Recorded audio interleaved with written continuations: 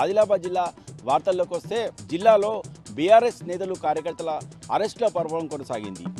జిల్లా వ్యాప్తంగా ఎక్కడికక్కడే బీఆర్ఎస్ నేతలను కార్యకర్తలను పోలీసులు ముందస్తు అరెస్ట్ చేశారు. జిల్లా కేంద్రంలోని శాంతినగర్లో బీఆర్ఎస్ పార్టీ జిల్లా అధ్యక్షుడు మాజీ మంత్రి జోగు రామన్నను హౌస్ అరెస్ట్ చేశారు. అలాగే నేరడిగొండ మండల కేంద్రంలో బోత్ ఎమ్మెల్యే అనిల్ జాదవ్ను హౌస్ అరెస్ట్ చేశారు. ఈ సందర్భంగా వారు మాట్లాడుతూ రాష్ట్రంలో ప్రజాస్వామ్య ప్రభుత్వాన్ని కూని చేసిన సీఎం రేవంత్ రెడ్డి నియంత్రిత పాలనను కొనసాగిస్తున్నారని ఈ సందర్భంగా మండిపడ్డారు.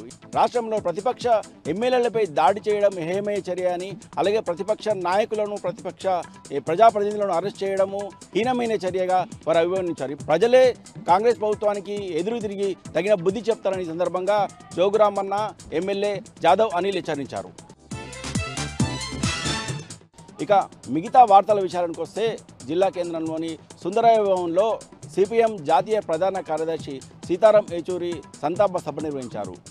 ఈ కార్యక్రమంలో సిపిఎంకి సంబంధించిన రాష్ట్ర కార్యవర్గ సభ్యులు తొడసం భీమరావుతో పాటు రాష్ట్ర నాయకులు, జిల్లా నాయకులు పాల్గొన్నారు. ఈ సందర్భంగా వారు మాట్లాడుతూ దేశ రాజకీయాల్లో గొప్ప పాత్రను పోషించిన సీతారాం ఏచూరి సేవలు మరవలేనివని ఈ సందర్భంగా కొనియాడారు. ముఖ్యంగా సిపిఎం పార్టీతో పాటు దేశ రాజకీయాలకు సీతారాం ఏచూరి లేని లోటు ఎంతో ఉందని, ఆయన దేశ సేవలు ఎంతో మరవరానివని ఈ సందర్భంగా సీతారాం ఏచూరి కొన్ని సేవలను కొనియాడారు. ఇక నిర్మల్ జిల్లా వార్తల విషయానికి వస్తే నిర్మల్ జిల్లాలోని ముదోల్ మండల కేంద్రంలో వినాయక నిమజ్జన కార్యక్రమాన్ని జిల్లా ఎస్పీ జానకి షర్మిల ప్రారంభించారు.